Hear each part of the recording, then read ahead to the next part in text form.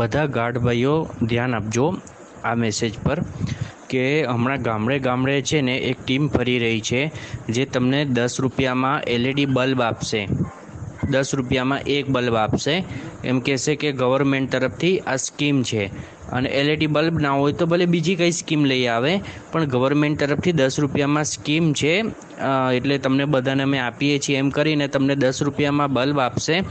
અને તમારું આધાર કાર્ડ માંગશે કે અમારે સબમિટ કરાવવાનું છે કે ક્યાં કોને કેટલા બલ્બ આપ્યા છે એ, અને આધાર કાર્ડની ઝેરોક્સ આપશો, સાથે ફિંગરપ્રિન્ટ લેશે.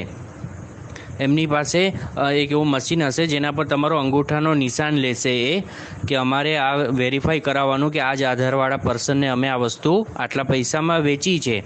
તો તમારા ફેમિલી મેમ્બરને બધાને જાણ કરી દેજો કે આપણું જે બેંક એકાઉન્ટ હોય છે જેમાં તમારી સેલેરી આવતી હોય કે બીજું કોઈ પણ એકાઉન્ટ હોય, ભારતનું કોઈ પણ એકાઉન્ટ બેંક એકાઉન્ટ હવે આધાર લિંક જ હોય છે.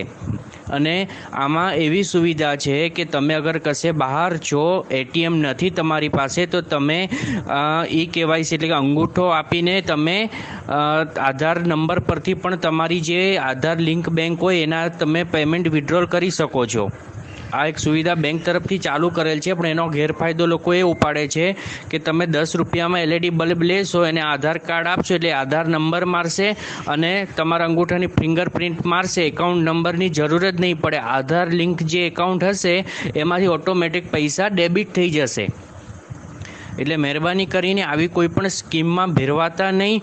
કોઈ પણ ઘરે આવે તો ભાઈ અમને જરૂરત નથી અથવા અમે પંચાયતનો ગ્રામ પંચાયતમાં અમે કોન્ટેક કરી લઈશું. કોઈને પણ આધાર કાર્ડ કે ફિંગરપ્રિન્ટ તો ભૂલે ચૂકે આપતા જ નહીં. આ વસ્તુ ખાસ ધ્યાન રાખજો અને તમારા બીજા ગ્રુપમાં પણ ફોરવર્ડ કરી દેજો ને તમારા પરિવારને ખાસ જાણ કરજો.